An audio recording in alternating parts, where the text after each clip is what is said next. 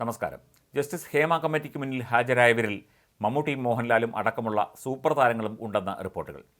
ഇരുവർക്കും പുറമെ അമ്മ ഭാരവാഹികളായിരുന്ന ഇടവേള ബാബു, ബാബുരാജ്, മുകേഷ് എന്നിവരും കുഞ്ചാക്കോ ബോബനും കമ്മിറ്റിക്ക് മുന്നിൽ എത്തിയെന്നാണ് വിവരം. ഇവരിൽ നിന്ന് വിശദമായ മൊഴി എടുത്തിട്ടുണ്ട്. അമ്മയെ നിയന്ത്രിക്കുന്നവർ എന്ന നിലയിലായിരുന്നു മൊഴിയെടുക്കൽ. കുഞ്ചാക്കോ ബോബൻ എത്തിയത് WCCക്ക് വേണ്ടിയാണ് എന്നാണ് സൂചന. കമ്മിറ്റി പരിഗണിച്ച വിഷയങ്ങളിൽ ഇവർ ചില വിവരങ്ങൾ കൈമാറി എന്ന റിപ്പോർട്ടുണ്ട്. മലയാള ചലച്ചിത്ര രംഗത്തെ സ്ത്രീകൾ നേരിടുന്ന പ്രശ്നങ്ങൾ പഠിച്ച റിപ്പോർട്ട് സമർപ്പിക്കുന്നതിന് സംസ്ഥാന സർക്കാർ നിയോഗിച്ചതായിരുന്നു ജസ്റ്റിസ് ഹേമയുടെ നേതൃത്വത്തിലുള്ള കമ്മിറ്റി. 4 വർഷം മുൻപ് സമർപ്പിച്ചെങ്കിലും കഴിഞ്ഞ ദിവസമാണ് കമ്മിറ്റി റിപ്പോർട്ട് ഭാഗികമായിട്ടെങ്കിലും പുറത്തുവന്നത്. ഇതിനിടെ സീരിയലിൽ പോലും അഭിനയിക്കാനുള്ള അവസരം സിനിമയിലെ പവർ ഗ്രൂപ്പ് നിഷേധിച്ചത് തിലകന് എന്ന വാർത്തയും പുറത്തുവന്നു. പവർ ഗ്രൂപ്പിൽ ഒരു മന്ത്രി അടക്കമുണ്ടെന്നാണ് ആരോപണം. ഇതും പുതിയ വിവാദത്തിന് വഴിവെച്ചിരിക്കുകയാണ്. ഹേമ കമ്മിറ്റിയുമായി ബന്ധപ്പെട്ട വിഷയങ്ങളിൽ കരുതലോടെ മാത്രമേ സംഘടന പ്രതികരിക്കൂ. അമ്മയുടെ പ്രസിഡന്റായ മോഹൻലാൽ ആരോഗ്യ കാരണങ്ങളാൽ വിശ്രമത്തിലാണ്.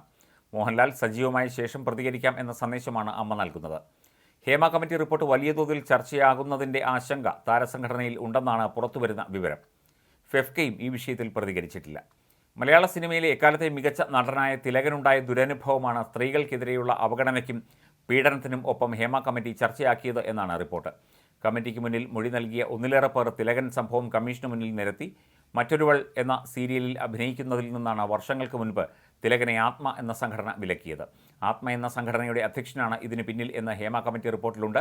ഈ സമയത്ത് മന്ത്രി KB ഗണേഷ് കുമാർ ആയിരുന്നു സീരിയൽ സംഘടനയുടെ അധ്യക്ഷൻ. അതിനിടെ താൻ ആരെയും വിലക്കിയിട്ടില്ല എന്നാണ് ഗണേഷ് പ്രതികരിച്ചത്.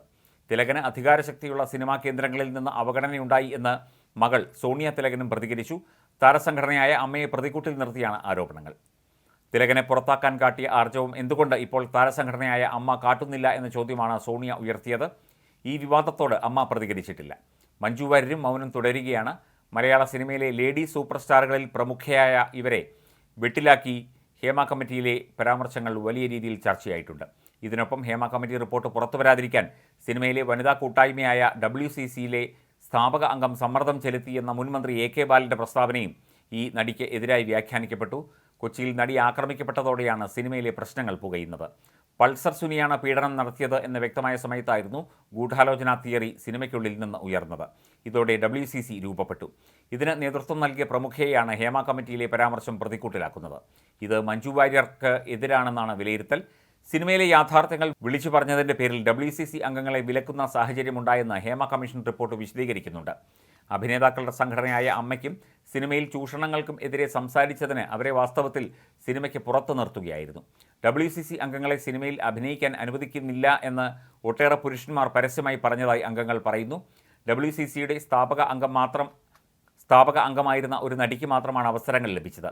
സിനിമയിൽ സ്ത്രീകൾക്ക് ഒരു പ്രശ്നവും ഉണ്ടാകുന്നില്ല എന്ന നിലപാടാണ് ഇവർ കമ്മീഷന് മുന്നിൽ ആവർത്തിച്ചത് എന്ന ഹേമ കമ്മിറ്റിയുടെ വെളിപ്പെടുത്തലാണ് ചർച്ചയായത്. സിനിമയിൽ ഒരു സ്ത്രീയും ലൈംഗിക ചൂഷണത്തിന് വിധേയരായെന്ന് കേട്ടിട്ട് പോലുമില്ല എന്നാണ് ഈ നടി ഹേമ കമ്മിറ്റിക്ക് മുന്നിൽ പറഞ്ഞു എന്നാണ് റിപ്പോർട്ട്. എന്നാൽ ഇത് വാസ്തവവിരുദ്ധമാണ്. മനഃപൂർവ്വം ഈ നടി പുരുഷന്മാർക്കെതിരെ സംസാരിക്കാതിരിക്കുന്നു എന്നോ അല്ലെങ്കിൽ സിനിമയിൽ നിന്ന് പുറത്താകരുത് എന്നുള്ള സ്വാർത്ഥ താല്പര്യമെന്നോ വേണം ഈ മൊഴികളെ വിലയിരുത്തേണ്ടത് എന്നാണ് കമ്മീഷൻ റിപ്പോർട്ടിൽ പറയുന്നത്. ഇതോടെയാണ് നടിയുടെ വിശ്വാസ്യതയിലേക്ക് ചോദ്യങ്ങൾ ഉയരുന്നത്.